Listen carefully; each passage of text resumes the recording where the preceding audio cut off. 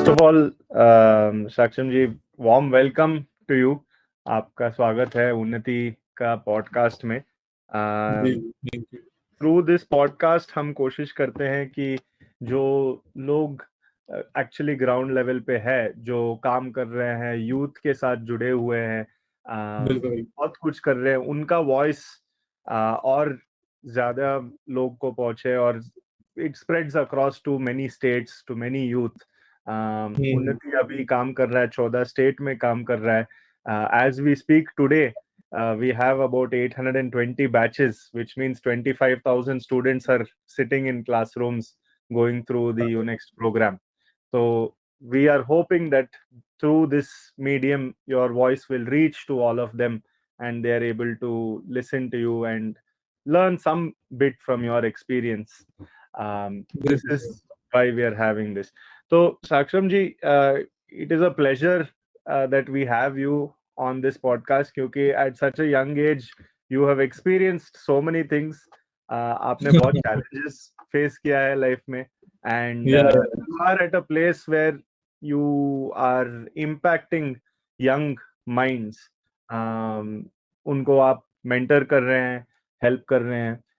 It's a very big thing. So it's a pleasure for us to have you here. So please tell us a little bit about your journey Bareilly से, लखनऊ से, और आज आप यहाँ पे है, तो ये जर्नी के बारे में थोड़ा बताइए प्लीज।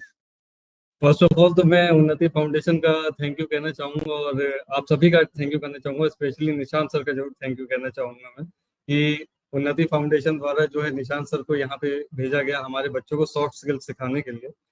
जो एज अ स्टूडेंट मैंने चीज़ें फील करी कि जो सॉफ्ट स्किल्स की जो इम्पोर्टेंस होनी चाहिए कि स्टूडेंट की लाइफ में, वो सभी उन्नति फाउंडेशन के द्वारा जो हमारे स्टूडेंट्स को जब सिखाई जाती हैं तो मुझे बहुत अच्छा लगता है कि ये उन्नति फाउंडेशन का एक बहुत अच्छा इनिशिएटिव है। और पहले तो मैं आप सभी को विश करना चाहूँगा कि आपको जो आपके सीईओ सर हैं उनको अभी शिकागो ओपन यूनिवर्सिटी से जो अवार्ड दिया गया है, प्लस उन्नति फाउंडेशन को जो कर्नाटका में अभी जो सॉफ्ट स्किल से रिगार्डिंग जो आपको रिवॉर्ड दिया गया है, उसके लिए मैं कॉन्ग्रेचुलेट करूँगा उन्नति फाउंडेशन एंड उनकी आप सभी आप पूरी टीम को कॉन्ग्रेचुलेट करना चाहूँगा। तो मेरा जो मतलब बर्थ प्लेस था वो मैं प्योरली मैं जो बिलोंग करता हूँ वो बरेली जो कि यूपी में है, वहाँ से बिलोंग करता हूँ मैं। मेरे फादर मदर भी वहीं से बिलोंग करते हैं। उसके बाद जो मेरी बेसिक जो स्कूल की जो लाइफ थी, 10th-12th था और बाकी जो ग्रेजुएशन वगैरह थी, वो सब मैंने ओवरऑल पूरा लखनऊ से ही किया। मेरा एक्चुअल में ऐसा रहा कि कोई भी एक तरीके से मैं आपको बताऊं तो मैं मल्टीपल चीज़ों में, मल्टीपल फील्ड्स में इंटरेस्ट रखता हूँ।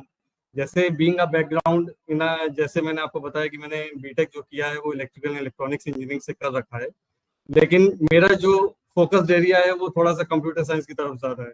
तो कभी कभी मेरे मम्मी पापा भी ये चीज़ कहते हैं कि तुम्हें कंप्यूटर साइंस में ज़्यादा इंटरेस्ट है, तुम्हें उस फील्ड में जाना चाहिए था। तो I am a man of multiple interest, like jack of all, master of none. Basically, Okay. my father is working in state government, and my mother is in SBI. Both are postgraduates, and my younger brother is a doctor. हाल ही में उसने अपना MBBS complete किया है from SRMS Bareilly. And मैंने जो अपनी schooling वगैरह करी, स्कूल में भी मैं ऑलमोस्ट टॉप 3 रैंक्स में ही रहता था, मेरा ऐसा ही था उसमें। उसके बाद फिर मैंने उसके बाद जब मेरा 12th वगैरह कंप्लीट हुआ, तो 12th वगैरह कंप्लीट होने के बाद मैंने डिफरेंट एग्जाम्स दिए, जेईई मेंस का भी एग्जाम दिया मैंने और FDDI में भी दिया। तो बैचलर इन डिजाइनिंग में मुझे FDDI में सीट ऑफर हुई, FDDI नोएडा कैंपस में। ऑल ओवर इंडिया रैंक मेरी उसमें थी, ऑल ओवर इंडिया रैंक 9 थी जो फुटवेयर डिजाइन किया था। और उसके बाद फिर मैंने साथ ही साथ मैंने एक और यूनिवर्सिटी थी सैम हिगिनबॉटम जो इलाहाबाद में है, फॉर्मली उसको पहले एग्रीकल्चरल यूनिवर्सिटी थी, वो स्टेट की तरफ से यूपी की पहली एग्रीकल्चर यूनिवर्सिटी थी वो। तो वहाँ पे मुझे बीटेक के लिए सीट ऑफर हुई एग्रीकल्चरल इंजीनियरिंग में। और साथ ही साथ फिर मैंने यहाँ पे जैसे आपको बताऊँ तो डिप्लोमा कोर्सेज के लिए जैसे यहाँ एग्जाम होता है GCAP का, तो उस एंट्रेंस एग्जाम को भी मैंने क्वालिफाई किया। ग्रुप ए में, group G and group H में भी मैंने, उसमें भी सीट मुझे ऑफर हुई थी। लेकिन फिर ओवरऑल जब मेरे पास इतने सारे ऑप्शंस थे तो मैंने सोच के फिर बीटेक में एडमिशन लिया कि मुझे बीटेक जो है इलेक्ट्रिकल एंड इलेक्ट्रॉनिक्स इंजीनियरिंग में करना है। तो ईयर पास में वहाँ भी मैं एक तरीके से कॉलेज टॉपर ही था, ब्रांच टॉपर ही था। बाकी जो मैं कहना चाहूँगा, जो सॉफ्ट स्किल्स की अगर मैं कहूँ तो सॉफ्ट स्किल्स की मैं अपने स्कूल को थैंक यू कहना चाहूँगा। जो मेरे स्कूल में था, मैं थर्ड क्लास से ही उसमें वहाँ प्रेजेंटेशंस वगैरह देता था, और स्टेज वगैरह पे बोलने के लिए मुझे स्टेज फियर बिल्कुल थर्ड क्लास से ही, थर्ड स्टैंडर्ड से ही मेरा ओवर हो गया था। और हमारे कॉलेज में भी ऐसा था कि ब्रिटिश स्कूल ऑफ लैंग्वेज का जो है स्पेशल जो पर्सनालिटी डेवलपमेंट क्लासेस होती थी, तो वो कॉलेज वाले भी पूरा इस चीज़ पे फोकस करते थे। करेक्ट। फिर उसके बाद जैसे ही कॉलेज मेरा कंप्लीट होता है तो वहाँ पे हमारे यहाँ कंपनी आई थी HCL की। तो HCL में मेरा as a graduate engineer training, क्योंकि जो उनने ग्रुप डिस्कशन वगैरह कराए वो सब पहले स्किल डेवलपमेंट मेरा ऑलरेडी हो चुका था, क्योंकि ब्रिटिश स्कूल ऑफ लैंग्वेज का भी मैं थैंक यू कहूँगा इसमें कि उनने भी बहुत बड़ा योगदान दिया। उसमें एक सर थे मेरे, शोभित श्रीवास्तव सर, मैं उन सबको भी थैंक यू बोलना चाहूँगा कि उन्हीं की वजह से आज जो ये सॉफ्ट स्किल्स का जो मैं महत्व समझ पाया हूँ, उन्नति फाउंडेशन द्वारा जो यहाँ पे चलाया जा रहा है, तो उन्हीं के बदौलत मैं यहाँ तक पहुँचा हूँ। तो HCL में मेरा प्लेसमेंट के लिए आया था, HCL में मेरा प्लेसमेंट भी हुआ था ग्रेजुएट इंजीनियर ट्रेनिंग पे, लेकिन मैंने उसका प्लेसमेंट इसलिए नहीं लिया था क्योंकि उनकी जो सैलरी स्ट्रक्चर था वो मेरे स्किल सेट से साउंड नहीं कर रहा था। तो उसके बाद फिर मैंने एग्ज़ाम दिया, इंडियन आर्मी में भी मैंने एग्ज़ाम दिया था, टेक्निकल एंट्री स्कीम के द्वारा मेरा 2 बार उसमें सिलेक्शन हुआ, लेकिन कहीं ना कहीं मैं अपने आप को एक्सप्लोर कर रहा था। उसके बाद फिर मैंने MSc के लिए लखनऊ यूनिवर्सिटी में अपना एंट्रेंस दिया, तो वहाँ मेरा MSc में सिलेक्शन हो गया, उसमें रिन्यूएबल एनर्जी में। फिर वहाँ से मैंने MSc कर ली अपनी। उसके बाद आफ्टर MSc फिर मेरा मन बना कि मैं इसमें PG डिप्लोमा कोर्सेज में चला जाऊँ, तो PG डिप्लोमा कोर्सेज में मैं चला गया। यहाँ सीटेक नोएडा का कैंपस है, वहाँ से मैंने कंप्यूटर की जितनी भी स्किल्स थी, मैं बात करूँ, अगर मैं सॉफ्ट स्किल्स की बात करूँ तो उसमें वहाँ भी सॉफ्ट स्किल्स का बहुत डेवलपमेंट होता था, न्यूमरस कंपनीज आती थी। वहाँ से मुझे प्लेसमेंट मिला कैपजेमिनी में, कैपजेमिनी में मुझे प्लेसमेंट मिला। फिर वहाँ पे उसके बाद वहाँ पे MSc में भी मेरा ये था कि MSc में भी मेरा जो बीटेक के जो मार्क्स थे, और उसके बाद एक एग्जाम होता है, फेलोशिप का प्रोग्राम होता है, तो MSc में वो फेलोशिप का जो प्रोग्राम है उसके बाद फिर मैंने उसको भी क्वालिफाई किया, और ministry of new and renewable energy की तरफ से मुझे रिन्यूएबल एनर्जी स्कीम के अंडर पूरी फंडिंग उसमें दी गई, पूरा फेलोशिप मुझे दिया गया पूरा मेरे MSc के दौरान। और फिर उसके बाद मैंने बीटेक के बाद मैंने अभी और एमटेक के लिए भी एक और एग्जाम दिया था, CUCET का, common university common entrance test. उसमें मेरा AIR 21 था, और उसमें मुझे 2 कॉलेजेस ऑफर हुए जिसमें मुझे एमटेक की सीट्स ऑफर हुई। उसमें पहले तो मेरा सेंट्रल यूनिवर्सिटी ऑफ तमिलनाडु में आया था, और दूसरा आया था central university of Jharkhand. After MSc मैंने एमटेक के लिए फिर अप्लाई किया था, एमटेक एंड MBA बोथ के लिए अप्लाई किया, क्योंकि मैं बेसिकली, मैंने आपको बताया कि मैं थोड़ा सा काफी एक्सप्लोरिंग किस्म का पर्सन रहा हूँ। मेरे फादर और मेरे मदर, मैं और मेरे भाई को पहले से ही ट्रैवलिंग का कुछ ज्यादा ही शौक रहा है, तो हम लोग नई नई चीज एक्सप्लोर करते रहते हैं। पूरा इंडिया में, अभी आपको बताऊं कि पूरा इंडिया हम लोग एक्सप्लोर कर चुके हैं रिसेंट में। Very nice. All states are covered till now. Wow, amazing. या Wow, So amazing. after that, I was offered seat for MBA in Rajiv Gandhi Petroleum University, and साथ ही साथ उसी के साथ ही साथ उसी पीरियड में मेरा एमटेक के लिए भी सिलेक्शन हुआ NIT जालंधर में, तो उसमें भी मुझे सीट ऑफर की गई। अब रिसेंटली अगर मैं बात करूं तो रिसेंटली कोरोना पीरियड आ गया, तो कोरोना पीरियड में फिर मैंने ऐप डेवलपमेंट भी सीखा हुआ था, तो ऐप भी मैंने लॉन्च करी थी गूगल प्ले स्टोर में। थोड़े से वो ग्लिचेस थे, इस वजह से मैंने उसको रोल आउट कर दिया था, नहीं तो मैं गूगल का सर्टिफाइड डेवलपर भी हूँ, गूगल से मुझे सर्टिफिकेशन भी मिले हुए हैं। और साथ ही साथ मैंने अपना खुद का एडटेक चैनल भी स्टार्ट किया हुआ है, तो रिसेंट में गुरुकुल ई स्कूल के नाम से, रिसेंट में उसके जो सब्सक्राइबर्स हैं मेरे ओवरऑल वो 2.4K के आसपास है, एंड मैं अगर व्यूज की बात करूं तो 1.1 मिलियन व्यूज है। फिर उसके बाद Amazing. मेरा और हॉबीज मैंने एक्सप्लोर करी कि मैं और क्या क्या कर सकता हूँ उस पीरियड में, तो उसमें फिर मैंने नॉवेल राइटिंग भी स्टार्ट करी। तो अभी प्रेजेंटली मैं Amazon, Flipkart and book scape पे मेरी नॉवेल्स भी एकदम बेस्ट सेलर्स ही हैं। पहली थी एक an impeached guy, and second is 9 days wonder. Very nice. तो बाकी अगर ये उन्नति फाउंडेशन वाला मैं देखूं तो उन्नति फाउंडेशन का बहुत ज्यादा महत्वपूर्ण योगदान हमारे उसमें रहा है। तो उन्नति फाउंडेशन में हमारे बच्चों ने बहुत ज्यादा स्किल डेवलपमेंट किया, अपना सॉफ्ट स्किल्स डेवलपमेंट किया, और साथ ही साथ हमारी एक बच्ची भी थी गई है, उसने अपना एक स्टार्टअप स्टार्ट किया है। उन्नति फाउंडेशन में जो निशांत सर ट्रेनिंग दे रहे थे, उससे मोटिवेशन लेके वो खुद एक एंटरप्रेन्योर बनी। खुद उसने अपना एक बुटीक स्टार्ट किया हुआ है और अभी वो सक्सेसफुली उसको रन कर रही है। उसका आईटीआई खत्म भी नहीं हुआ था कि उसने अपना बुटीक अपना स्टार्ट कर दिया। Self business, self job creator बनी वो। तो तो उसके लिए मैं हमें उन्नति फाउंडेशन का बहुत बड़ा थैंक यू कहना चाहूंगा सर। बिल्कुल, थैंक यू सो मच। ये इट्स अमेजिंग कि ये स्टोरीज जो है एक्चुअली ग्राउंड लेवल पे ये हम उतना नहीं सुनते हैं, लेकिन it's very nice to hear from you कि ये हुआ कि एक बच्ची ने खुद का बिजनेस स्टार्ट किया है because she got inspired through the G program. Saksham ji, आपने बताया कि आप कॉर्पोरेट में थे, अभी आप आईटीआई में हो, तो both these worlds are too different worlds. तो आप इनको कैसे कंपेयर करते हैं और what do you feel, what is the differences और similarities between these two worlds? Similarities की तो मैं कोई बात नहीं करना चाहूंगा, क्योंकि मैंने आपको जैसे शुरुआती से ही मैंने बताया कि मैं थोड़ा सा एक्सप्लोरिंग किस्म का आदमी रहा। फिर उसके बाद मुझे ये लगा कि जो मेरे अंदर स्किल सेट है, जो मेरे अंदर नॉलेज है, वो मुझे उनको दूसरों से शेयर करना चाहिए, रेदर देन मैं किसी कंपनी में इन्वेस्ट करूं या फिर और कोई अदर चीज में मैं इन्वेस्ट करूं। इससे रेदर देन कि मैं उस नॉलेज को शेयर करूं अपने स्टूडेंट्स के साथ। तो मेरा एक तरीके से मुझे टीचिंग में धीमे धीमे इंटरेस्ट आने लगा। इससे पहले भी मैं पढ़ाता था, तो मुझे टीचिंग में ज्यादा इंटरेस्ट आया रेदर देन ये टेक्नोलॉजी वर्क और इन सब में। अगर मैं कहूँ तो मुझे मतलब इसमें एक तरीके से था कि मुझे नॉलेज अपनी शेयर करनी थी, कि मैं किस तरीके से नॉलेज शेयर कर पाता हूँ। क्योंकि मैंने हमेशा अपने डैड से सुना है कि हमेशा ज्ञान बांटने से पड़ता है और विद्या से बड़ा धन कोई नहीं है। तो वही चीज मैंने भी फोकस में रखी और वही चीज मैंने अपने स्टूडेंट्स को भी मैं अभी सिखाता हूँ। और प्लस मैं सॉफ्ट स्किल्स पे भी बहुत उनके फोकस करता हूँ, कैसे उनको सीवी क्रिएट करनी चाहिए एंड कैसे उनको इंटरव्यू फेस करना चाहिए। तो जो शॉर्टकमिंग्स मेरे अंदर थी वो उनके अंदर ना रहे, तो इन चीज को ओवरकम भी करता हूँ मैं उनके साथ। तो इसमें मेरी हेल्प निशान सर भी करते हैं। बिल्कुल, इट्स वेरी नाइस कि एट अ यंग एज आपको आपका लाइफ पर्पस मिला है कि आपको क्या करना है, what you like doing and you are pursuing that. That is amazing. बिल्कुल। मैं जी जी। आपने बोला था कि आपने यूट्यूब चैनल स्टार्ट किया है, तो उसका इंस्पिरेशन कहाँ से आया? आपने क्यों स्टार्ट किया? उसका इंस्पिरेशन मेरा एक तरीके से गुरुकुल ही स्कूल मैंने नाम उसका रखा हुआ था।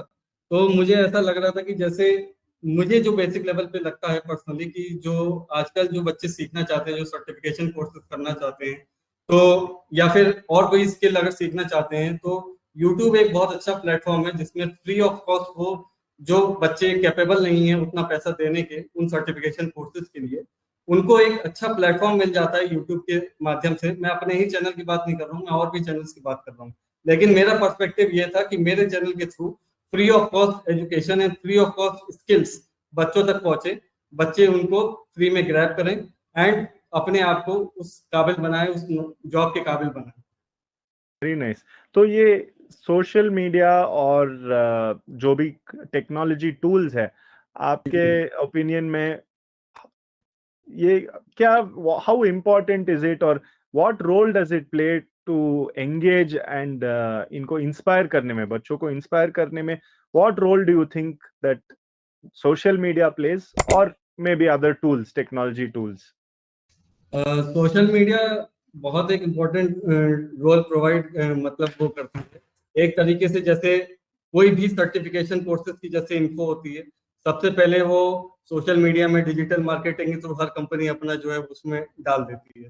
प्लस अगर मैं लेटेस्ट न्यूज की भी बात करूं, कुछ फेक न्यूज भी आती हैं, लेकिन कुछ वेरीफाइड सोर्सेज से जो न्यूज है, अब जी, जैसे रिलायंस के थ्रू जैसे हमें 5G सर्विसेज दी जा रही हैं, तो 5G internet free of cost चलता है। उसमें एक तरीके से आपके जितने भी आपको जीबीज मिलते हैं वो आपके खर्च नहीं होते हैं। अब हर एक स्टूडेंट के पास उसकी रीच है, जी, रेदर देन वो स्टूडेंट उस मटेरियल को वहां जाके खरीदे, शॉप पे जाके खरीदे। इससे बेटर ये है कि सोशल मीडिया के थ्रू उसको एक वेबसाइट पे वो चीज मिल जा रही है, सारा स्टडी मटेरियल उसको फ्री ऑफ कॉस्ट मिल जा रहा है, इजीली एक्सेसिबल है। एंड जो उसकी जो इंफॉर्मेशन है, जो राइट है इंफॉर्मेशन का, वो उसको वहां से मिल जा रहा है। वेरी चाहे नाइस। वो जॉब्स की हो, चाहे मैं गवर्नमेंट जॉब्स की बात करूं, तो गवर्नमेंट जॉब का भी वहां से हर चीज एक इंफॉर्मेशन एक कंसोलिडेटेड वे में उसको मिल जा रही है। अगर प्रिपरेशन मटेरियल की मैं बात करूं सोशल मीडिया पे, तो आजकल फेसबुक पे भी आप देखते होंगे कि जीके से रिलेटेड जितने भी करंट अफेयर्स हैं या हमारे टेक्निकल सब्जेक्ट से रिलेटेड जितने भी टॉपिक्स हैं, तो शॉर्ट फॉर्म्स में कुछ नोट्स उसमें रहते हैं पॉइंटर्स के फॉर्म में। तो रेदर देन वो बच्चा जो जरूरतमंद है वो महंगी किताब खरीदेगा, उससे बेटर ये है कि उसको शॉर्ट फॉर्म में नोट्स वहां से मिल जाएंगे और वो उसके पास इजीली अवेलेबल हो जाएगा। प्लस उसको वो स्टोर भी कर सकता है, अपने ड्राइव में स्टोर कर सकता है, जीमेल में स्टोर कर सकता है, वो एक अलग चीज है। तो मेरे हिसाब से एक स्टूडेंट की लाइफ में ये बहुत एक इम्पोर्टेंट रोल प्ले करती है। ड्रॉबैक्स भी हैं, लेकिन उनके अगर हम पॉजिटिव पॉइंट्स देखें तो पॉजिटिव पॉइंट्स बहुत ज्यादा है social media. Absolutely. We also believe the same thing. उन्नति में भी we believe कि social media and technology, ये tools use करना बहुत ज़्यादा important है, and especially in the current scenario, there are a lot of positives from it. Saksham ji, आपने 2 नॉवल लिखे हैं, तो इसमें you have to tell us कि यंग रीडर्स के लिए उसमें क्या मैसेज आपने लिखा है? जो फर्स्ट नॉवेल में मेरी जो फर्स्ट नॉवेल है एन इम्पेशेंट गाय, उसमें फर्स्ट मोटिवेशन बस यंगस्टर्स को यही मिलता है कि आपको कभी भी निराश नहीं होना है। बहुत से लोग आपके जो है एक तरीके से आपको बुरा भला कहेंगे, ड्रॉबैक्स के लिए कहेंगे, आपको उन पे फोकस ही नहीं करना है। आपको सिर्फ अपने जो अचीवमेंट्स हैं, जो आपके पास आपकी स्किल्स हैं, उन पे आपको फोकस करना है, अपने फ्यूचर के लिए उस पर फोकस करना है, उस पर वर्क करते रहना है। जो पहली नॉवेल का मोटिवेशन है। एंड सेकंड नॉवेल का जो प्लॉट है सर, वो थोड़ा सा लव एंड रोमांस टाइप का है, तो उसमें मैं ज्यादा डीप में जाना नहीं चाहूंगा। सेकंड वाली नॉवेल थोड़ी सी मोटिवेशनल नहीं है, मेरी फर्स्ट वाली नॉवेल थोड़ी सी मोटिवेशनल है। Very nice, very nice. No, both are very important and apt topics. आज के youth के लिए दोनों topics is very relevant. So it is very good कि आपने इसके बारे में I लिखा will है. suggest that you also read that novel also. Absolutely, absolutely. I will get copies and I will read it. So, Saksham ji, what is your message for जो ITI में पढ़ रहे हैं अभी across India बच्चे, वो कुछ टेक्निकल चीज सीख रहे हैं ITI से, उसके अलावा उनको क्या क्या क्या सीखना है और क्या करना है? आपका मैसेज क्या है उनके लिए? मेरा मैसेज सर सिर्फ इतना सा है कि टेक्निकल स्किल्स में तो वो पारंगत हो ही रहे हैं, क्योंकि हमारे जो ITI के टीचर्स हैं ऑल ओवर इंडिया, वो स्किल्ड है, वेरी स्किल्ड है यार। बट लैक कहाँ कर रहे हैं वो मेनली, जो अगर मैं ITI की नहीं बात कर रहा हूँ, मैं बीटेक की भी बात कर रहा हूँ, जो स्टूडेंट जो ग्राउंड लेवल पे जो लैक करते हैं वो करते हैं मेनली कम्युनिकेशन स्किल्स में। उन्हें पूरी नॉलेज होती है अपने सब्जेक्ट की, अपना सब कुछ नॉलेज होता है, लेकिन उन्हें कैसे प्रेजेंट करना है अपनी चीज को, वो चीज उन्हें सीखनी चाहिए। कैसे किसी चीज को उन्हें ऑन पेपर लिखना है या on verbal, through verbal mode उन्हें बताना है, क्या क्या बैरियर्स होते हैं, लैंग्वेज बैरियर्स होते हैं जिन्हें उन्हें फोकस पे रखना है। तो मैं बस यही कहना चाहूंगा सभी स्टूडेंट से कि वो सभी अपना जो सॉफ्ट स्किल्स का जो पार्ट है उनपे बहुत मतलब एक तरीके से काफी मेहनत से वर्क करें उस पर, क्योंकि टेक्निकल स्किल्स तो आपके सभी के पास हैं, लेकिन सॉफ्ट स्किल्स जो हैं उनको आपको फोकस करना पड़ेगा। सॉफ्ट स्किल्स पे आपको सभी को काम करना पड़ेगा, ताकि आपके जो प्लेसमेंट्स हैं एंड ऑल हैं, बाकी जितनी भी चीजें हैं, आप अपने सीनियर से कैसे इंटरेक्ट करते हो, वो सारी चीजें उसमें कवर अप हो जाएं और आप अच्छे से उसको एक तरीके से सीखो।